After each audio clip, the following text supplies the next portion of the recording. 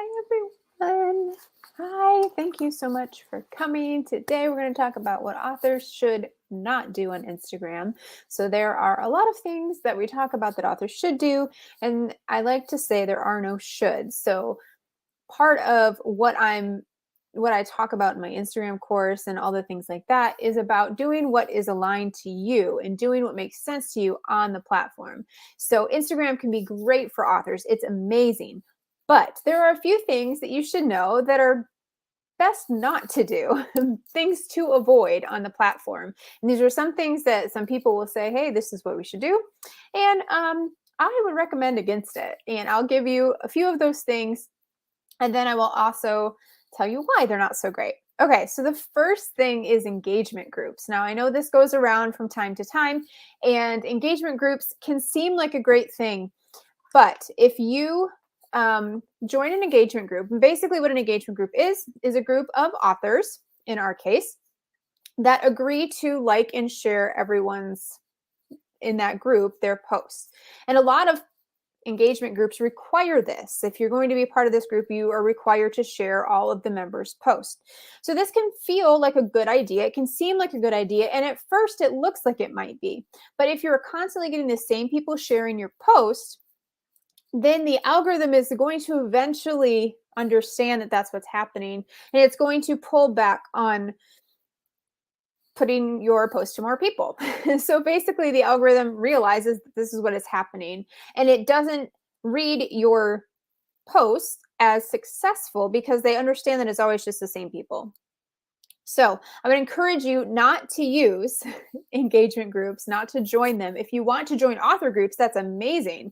But if there's a requirement that you need to post, sometimes it can work against you. So I would encourage you to use those judiciously. Be careful with those. Number 2 is buying followers. Do not do this. This is just the absolute great Instagram rule. Do not buy followers. It will not get you anything. Your engagement will suffer. You eventually could get banned, I believe. I'm not sure about that, but it's just really bad practice. So you do not want to buy followers. Your followers should be organic to you.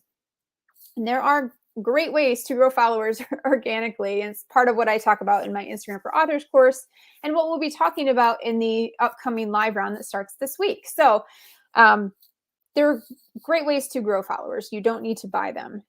Number 3 is follow to unfollow. And I know this gets gets the rounds in the author world that people just start doing this, and it's so aggravating, and there's no reason for it.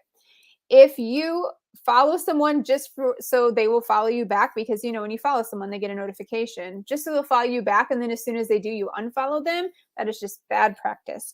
Please do not do that. If you have a compelling reason to no longer follow them, or if you follow them for a little while and you're cleaning out your list and you unfollow the people you don't interact with or don't connect with, that is totally fine. I'm not saying you can't unfollow people, but don't do it. Don't follow someone just so they'll follow you and then unfollow them right back. That's just really bad practice, and it's bad karma, honestly.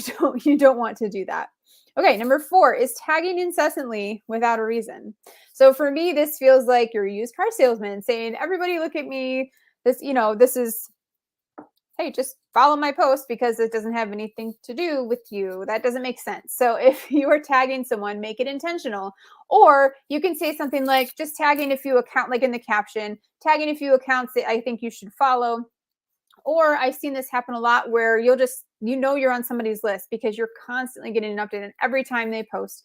And fortunately, eventually they drop off and move on to new people, but it can be really annoying when it first starts, especially if it's stuff that's not relevant to you, that doesn't make sense, that it's just hard to connect with for you. So I would encourage you, don't be a used car salesman. Don't tag incessantly if you don't have a reason to tag a person. Tagging a person organically and authentically is amazing. And I would definitely recommend that, especially if you're doing a good review of a book, which I'll talk about next. If you're reviewing someone's book and you really like them and you want to tag that author, that's an amazing way to connect with authors. If you have a question for specific authors, or you're highlighting an author or someone who helps authors so that you can share that with your community, that's a great reason to tag someone. Just don't do it so haphazardly and just pick someone random just because you're trying to get engagement. That's inauthentic, and it's not a great way to connect with people. So that comes to my next point. Do not tag authors in a bad review. As some authors might want this. I don't know why, but for a lot of authors, I've seen this go around. Authors do not want, if you're going to crap on their book, do not tag them in the review. Like, you have every right to not like their book. Me personally, I will not review a book if I do not like it, because I just don't want to put that kind of negativity out in the world. And I know it is for someone else. It just wasn't for me. And that's fine. But do not tag the author in that, because it's basically saying, like, here is something that you love and something you created, something that's from you. And I am going to crap on it because I did not like it and it was not for me. It can be disheartening to authors. So I would encourage you to really consider if you need to tag that author if you're not reviewing their book favorably. Certainly you can share it. Certainly you can talk about it. And if you want to post a negative review, that is your prerogative. Just do not tag the author in it, because it's hard enough to put your work out into the world. Okay.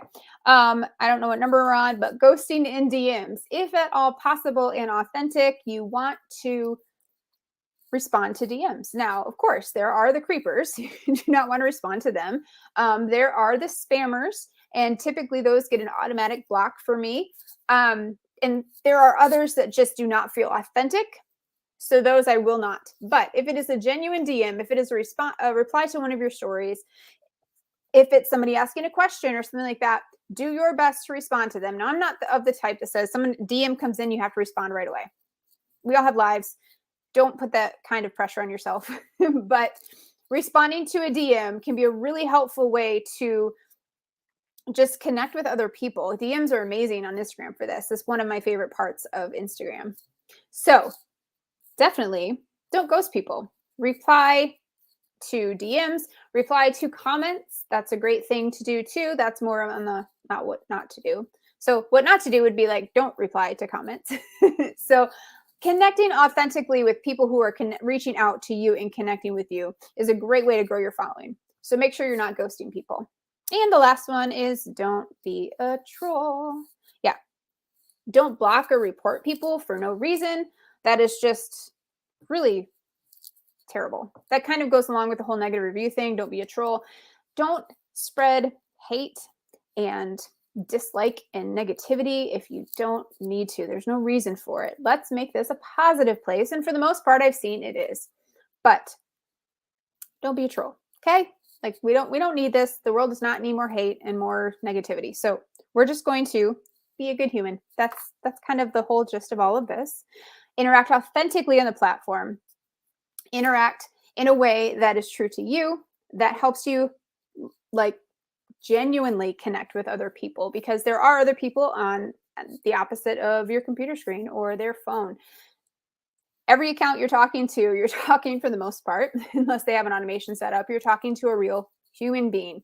So let's connect authentically like we are kind human beings, and it will all be okay.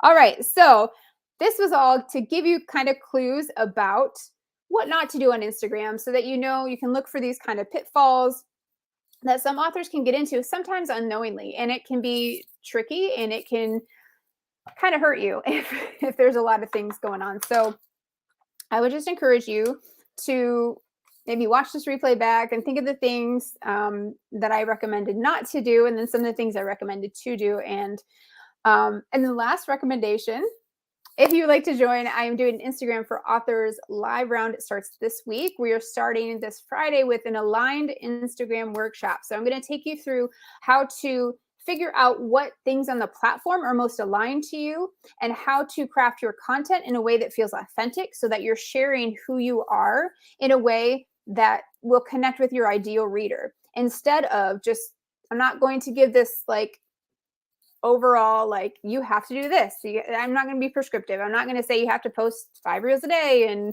2 feed posts. It's like, we don't do that here. This is intended to be a safe space where everyone can grow and learn together, but in a way that feels authentic to them. So I would love if you would join me in the live round. It starts this week. You can register anytime. The link is in my bio. It's also in the description, in the notes on Facebook and YouTube. So thank you guys so much for watching. I hope there was some helpful tips here and things to avoid. I'd love to see you in the Instagram room. Bye.